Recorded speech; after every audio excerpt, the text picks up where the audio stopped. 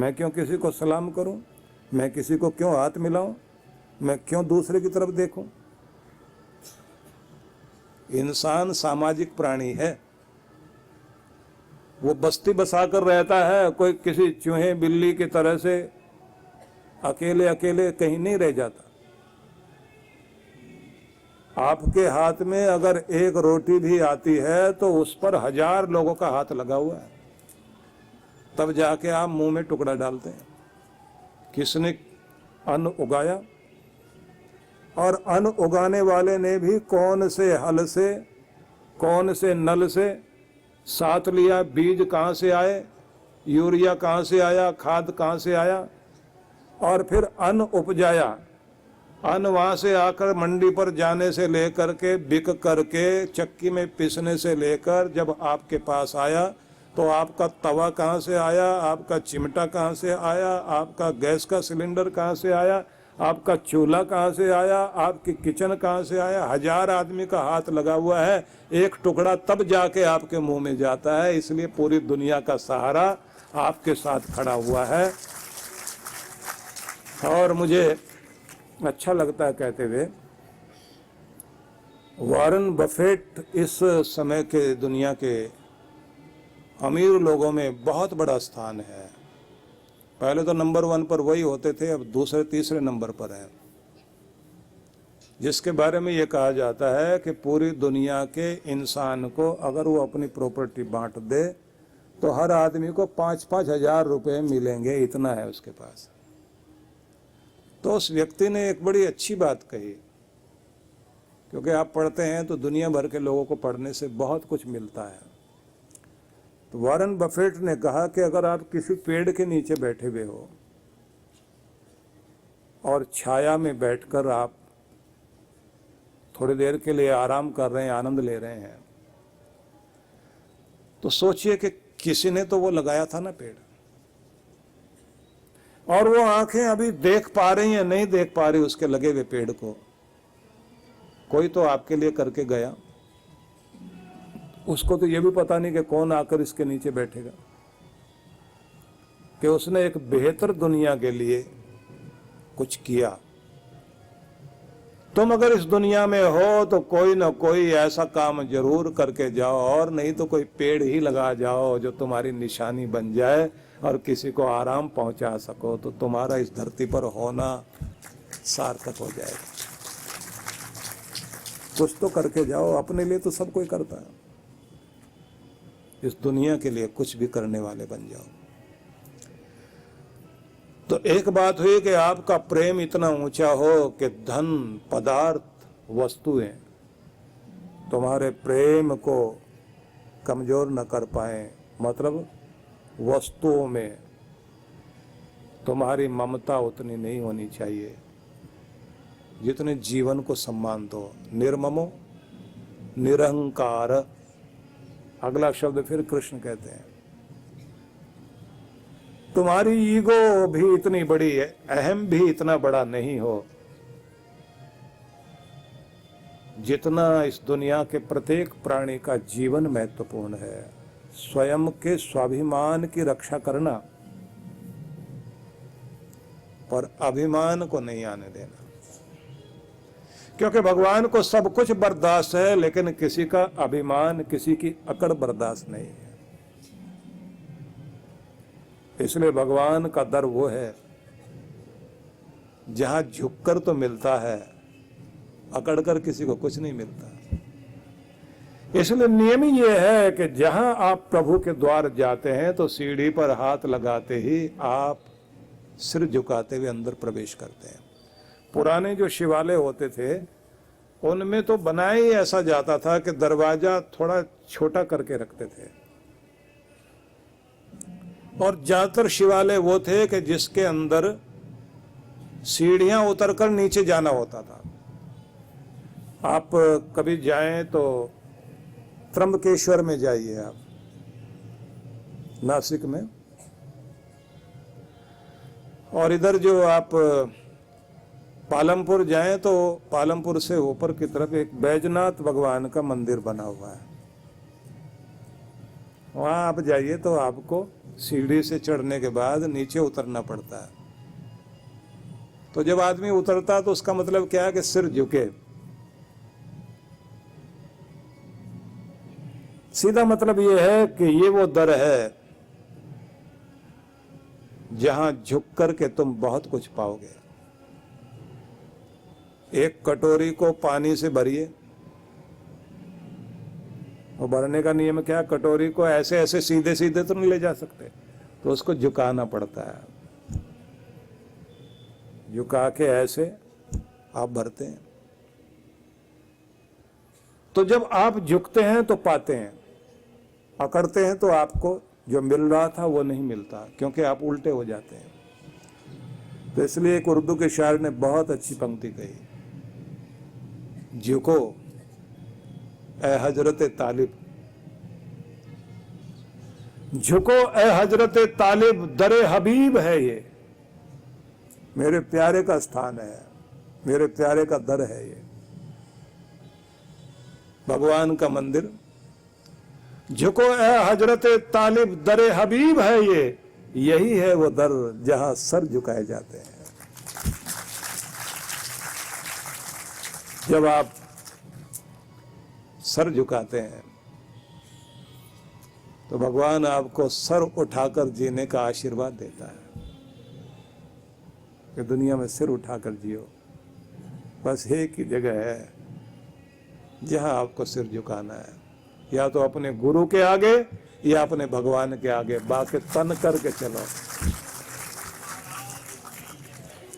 बाकी दुनिया में कहीं किसी के आगे ना गिड़गिड़ाना। तो दो चीजें हैं, एक है स्वाभिमान और एक है अभिमान। अभिमान किसी को उठने नहीं देता और स्वाभिमान किसी को गिरने नहीं देता। स्वाभिमानी व्यक्ति कहता मैं भी कुछ हूं, ऐसे ऐरा गहरा नहीं हूं, कुछ तो हूं मैं भी।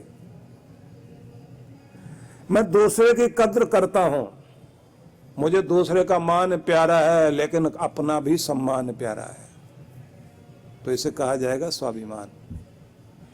और अभिमानी क्या कहता है? बस मैं ही मैं हूं, बाकी कोई कुछ भी नहीं, बाकी सब कीड़े मकोड़े।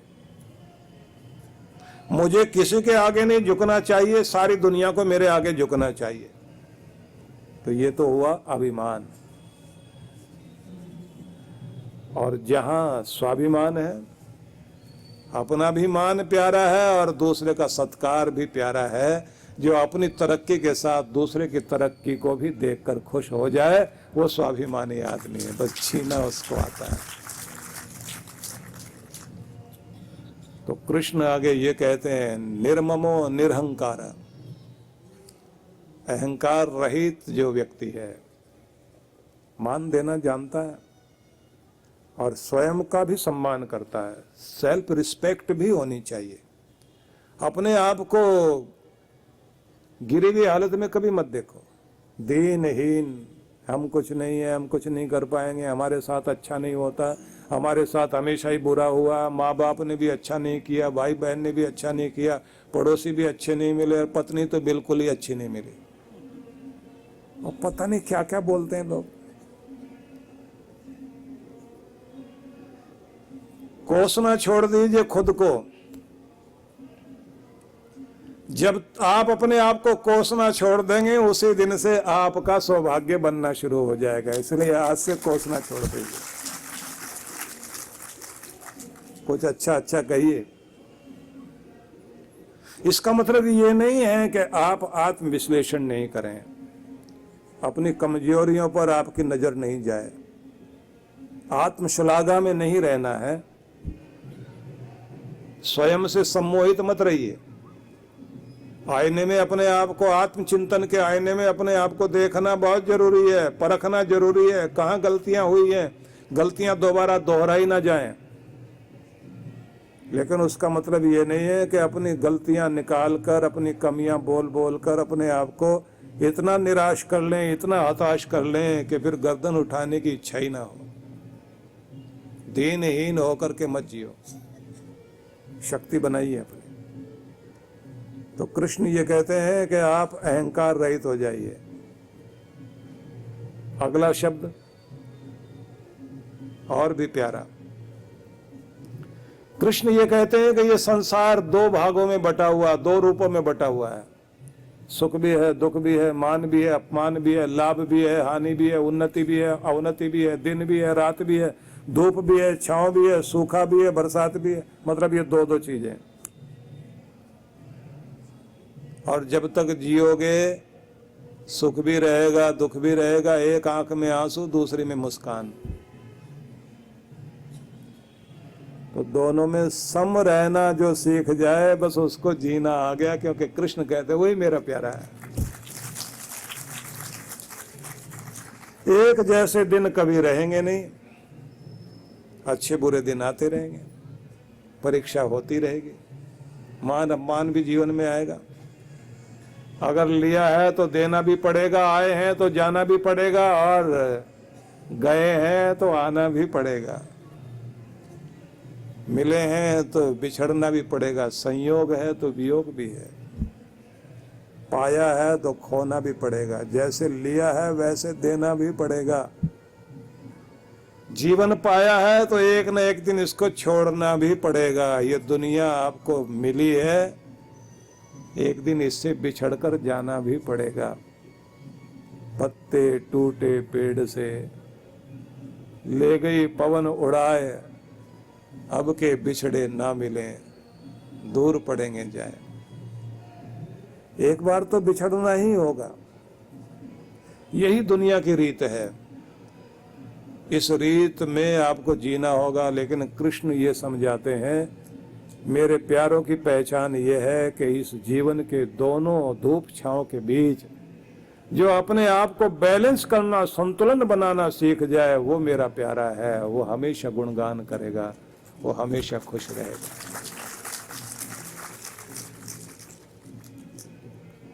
दुख आ जाए तो घबरा मत जाना, सुख आए तो फूल मत जाना। सुख आए तो कहते हैं हमारे जैसा कोई नहीं, और दुख आ जाए तो हमारी किस्मत जैसी तो किस्मत किसी की ना हो, भगवान करे, फिर ऐसे बोलते हैं। ये तो वक्त का प्रभाव है, ऊपर वाला नीचे, नीचे वाला ऊपर आता जाता रहता है। एक ऐसा चक्र है जिसमें सब लोग पिसते हैं। लेकिन एक चीज सीखनी चाहिए, एक स्किल डेवलप करनी चाहिए कि अपनी अमीरी बनाए रख सकें, अपनी खुशहाली बनाए रख सकें, अपना प्रेम बनाए रख सकें, अपनी भक्ति बनाए रख सकें, अपने गुरु के प्रति वफादारी टिकाए रख सकें, अपने आप को आखिर तक कर्मठ बनाए रख सकें। ये स्किल आपको, ये गुणवत्ता, ये कौशल सीखना चाहिए। पूरी दुनिया भर में काम हो रहा है इस समय। देखिए, आपकी जिंदगी में कोई ना कोई एक लाइफ कोच जरूर होना चाहिए, जो आपको नई प्रेरणा दे करके फिर से खड़ा कर सके। दुखद स्थितियां ये हैं, हमारे आसपास वे लोग हैं जो आपके जागे हुए मन को भी बुझा देना चाहते हैं, आपकी मुस्कुराहट को छीन लेना चाहते हैं, आपको निराश कर देना चाहते हैं। जिंदगी की रुलाती हुई घड़ियों में जब आपका लाइफ कोच आपको दो शब्द भी कहता है और आपके चेहरे पर मुस्कुराहट लाकर आपको फिर से जीने के लिए मजबूर करता है, तब दिखाई देता है कि सब रिश्तों से बढ़कर मेरे गुरु का रिश्ता है।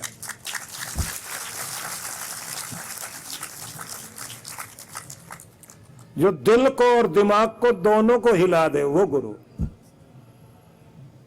कि बात सुने तो लगे कि लॉजिक है, हृदय कहे कि दिल को छूती है बात, और जहां विधि भी वो हो कि जिस विधि के जरिए आपके जीवन में इस लोक में भी सुधार आए और परलोक में भी सुधार आए। गुरु के काम तो दोनों ही है ना, लोक भी सुधरना चाहिए, परलोक भी सुधरना चाहिए। ना यहां दीनहीन रहना, ना वहां दीनहीन रहना, यहां भी स्वर्ग मिले और वहां भी स्वर्ग मिले, वो कृपा गुरु करता है। इसलिए भारत देश गुरुओं का देश है। और मैंने देखा है, जब जब भी इतिहास में सच्चा गुरु, योग्य शिष्य दोनों आमने सामने हुए, चमत्कार घटा जरूर। चाणक्य महान गुरु है, लेकिन जैसे ही चंद्रगुप्त योग्य गुरु मिला, योग्य शिष्य मिला, तो चंद्रगुप्त योग्य शिष्य और योग्य गुरु चाणक्य दोनों का आमना सामना हुआ, इतिहास ने करवट बदली। 24 साल तक भारत देश में चंद्रगुप्त ने राज्य किया। एक खंडित भारत को अखंड भारत बना दिया। हिंदू कुश पर्वत से लेकर बंगाल की खाड़ी तक एक विशाल भूभाग दिखाई देता है। टुकड़ों में बटे हुए भारत को एक करने की शक्ति चाणक्य में थी, लेकिन एक योग्य शिष्य चाहिए था। मिले, दोनों ने कमाल किया। वैसा ही रूप दिखाई देता है। रामकृष्ण परमहंस महान गुरु हैं और शिष्य विवेकानंद, दोनों का मेल हुआ, अद्भुत तरंग पैदा हो गई। तो इसलिए आपको बहुत सारे उदाहरण हो सकते हैं, अरिस्टोटल से लेकर के और अलेक्जेंडर तक।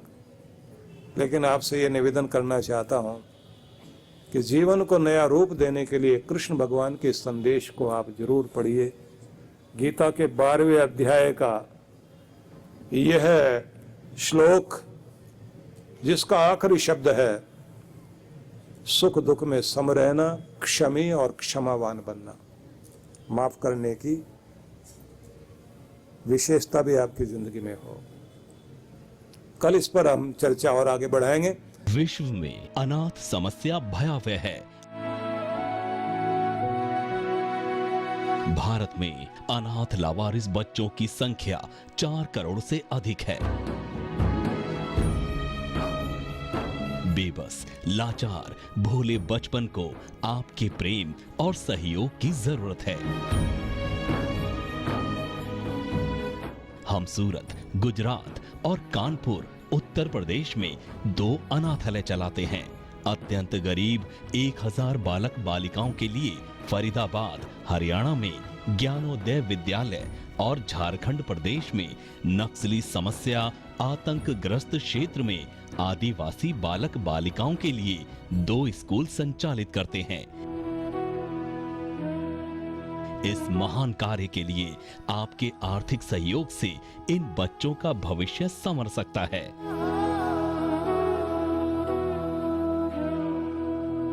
यदि आप विश्व जागृति मिशन की इन बाल विकास योजनाओं से जुड़ना चाहते हैं तो संपर्क करें।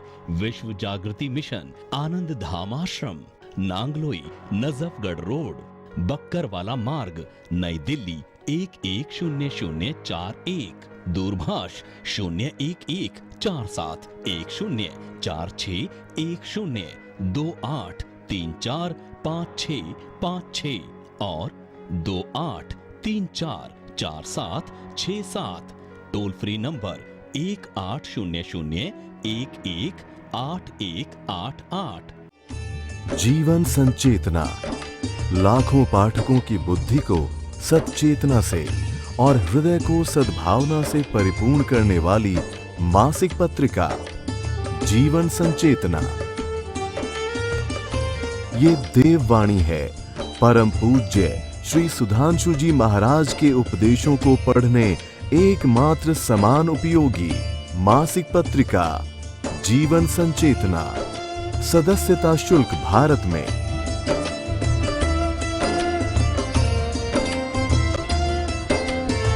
सदस्यता शुल्क विदेश में।